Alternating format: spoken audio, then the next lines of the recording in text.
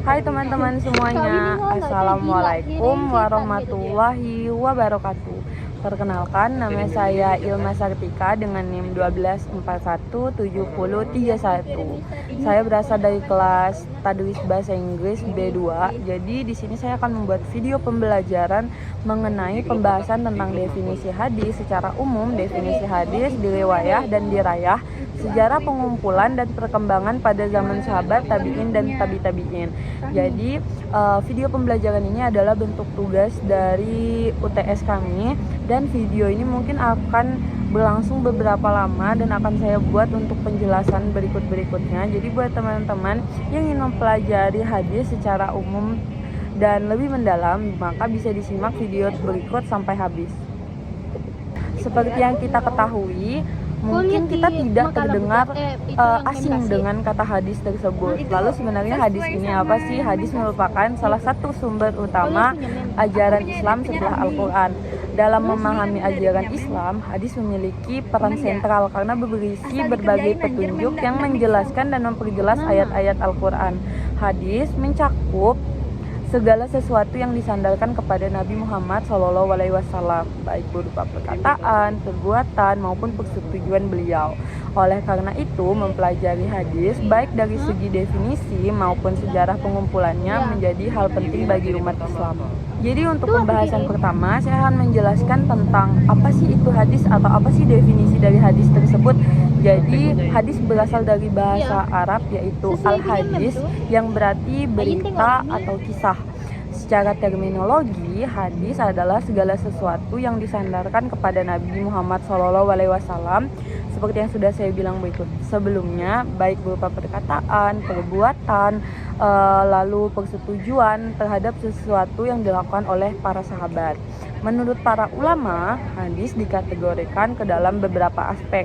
Ada 4 aspek, yaitu yang pertama perkataan, yang kedua perbuatan, persetujuan, serta sifat Nabi. Dan saya akan menjelaskan 4 aspek tersebut secara rinci satu persatu.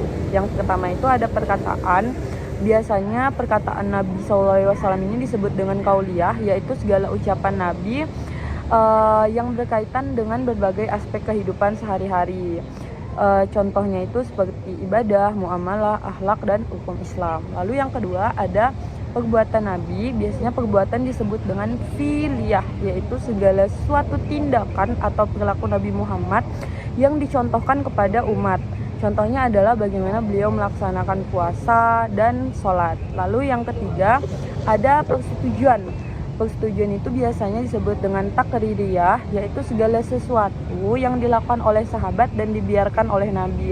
Berarti segala sesuatu yang dilakukan oleh para sahabat dan dibiarkan oleh dengan Nabi itu merupakan suatu tindakan yang diperbolehkan dalam Islam dan tidak menabrak atau tidak melanggar norma-norma yang ada dalam Al-Quran ataupun Islam. Lalu yang keempat ada sifat Nabi. Apa sifat Nabi? Biasanya kita sebut dengan wasfiyah, yaitu gambaran fisik maupun karakter pribadi Nabi Muhammad SAW, seperti ketawadukan, kejujuran, dan sifat kepemimpinan beliau, di mana dalam Islam sendiri itu diajarkan tentang kejujuran, lalu tanggung jawab, kepemimpinan, dan itu biasanya sebagian besar dari sifat Nabi Muhammad SAW tersebut. Menurut Dr. Nawir Yaslem MA dalam bukunya Ulumul Hadis, hadis juga dapat dikategorikan berdasarkan beberapa aspek. Contohnya, yang pertama ada berdasarkan kuantitas periwayatnya. Hadis mutawatir, hadis yang diriwayatkan oleh banyak perawi di setiap tingkat sanadnya, sehingga mustahil terjadi kesepakatan untuk berdusta. Lalu di dalam berdasarkan kuantitasnya ada 2 ya. Yang pertama tadi mutawatir, dan yang kedua itu ada hadis ahad. Hadis ahad biasanya tidak mencapai derajat mutawatir, sehingga terjadi hadis yang masyhur, hadis aziz, dan hadis gharib. Lalu yang kedua ada hadis berdasarkan kualitas sanad dan matan. Biasanya kualitas berdasarkan kuantitas sanad dan matan ini dibagi menjadi 3. Ada hadis sahih, hadis hasan, dan hadis dhaif. Apa sih hadis sahih? Itu hadis sanad yang bersambung, diriwayatkan oleh perawi yang adil dan kuat hafalannya, serta tidak terdapat cacat atau kejanggalan di hadis tersebut. Lalu hadis hasan itu yang mirip dengan hadis sahih tetapi tidak memiliki periwayat yang kurang kuat hafalannya. Terus yang ketiga ada hadis dhaif, yaitu tidak memenuhi kriteria sahih atau hasan karena adanya kelemahan sanad atau matan. Lalu yang ketiga adanya berdasarkan penyandaran kepada Nabi, dibagi menjadi tiga, yaitu hadis marfu, hadis mauquf, dan hadis maqtu. Hadis yang disandarkan langsung kepada Nabi Muhammad SAW itu hadis marfu. Lalu hadis mauquf itu hadis yang hanya disampaikan kepada sahabat dan tidak dinisbatkan kepada Nabi. Jadi dia hanya sampai kepada sahabat tapi tidak sampai kepada nabinya. Lalu hadis maqtu itu hadis yang hanya sampai kepada tabi'in. Lalu di sini saya akan menyampaikan tentang bagaimana sih dua metode utama dalam menyampaikan atau mengutip hadis. Yang pertama itu ada nukil. Pengertian nukil sendiri adalah nukil atau menukil yang berarti menguntip hadis secara langsung dan utuh tanpa adanya perubahan baik dalam lafal atau kata-kata maupun maknanya, sebagaimana konteksnya diriwayatkan oleh para perawi, digunakan dalam periwayatan hadis secara ketat untuk menjaga kemurnian sumbernya. Lalu biasanya ini umumnya diterapkan dalam ilmu sunat dan matan hadis agar tidak terjadi perubahan makna. Contohnya ketika seorang perawi meriwayatkan hadis dengan lafal yang sama persis yang ia dengar dari gurunya. Lalu yang kedua itu ada sadur.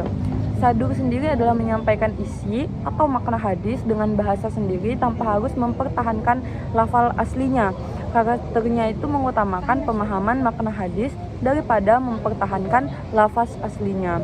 Terus memungkinkan penggunaan sinonim yang penyesuaian tanpa bahasa mengubah esensi hadis. Digunakan dalam konteks penjelasan atau lasfil hadis agar lebih mudah dipahami oleh masyarakat umum. Yang kedua, definisi hadis, riwayah dan direwayah. Di hadis riwayah ini biasanya ilmu yang berkaitan dengan periwayatan hadis dari satu generasi ke generasi berikutnya. Lalu ilmu hadis dirayah disebut juga dengan istilah mustahal hadis, yaitu ilmu yang mempelajari metodologi dalam memahami, menilai, dan mengkritis hadis. Lalu ada materi berikutnya. Biasanya ini sejarah pengumpulan hadis. Sejarah pengumpulan hadis ini ada dari para masa sahabat, lalu masa tabi'in, serta masa tabi'in.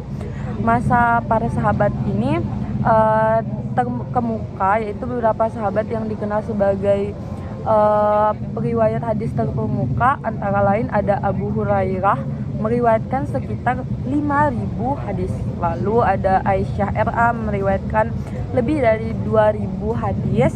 Lalu Abdullah bin Umar itu meriwayatkan sekitar 2.630 hadis, dan Abdullah bin Abbas meriwayatkan sekitar 1.660 hadis. Pada masa ini, pencatatan hadis itu belum dilakukan secara sistematis karena adanya larangan penulisan hadis pada awal masa Islam untuk menghindari pertempuran Al-Quran.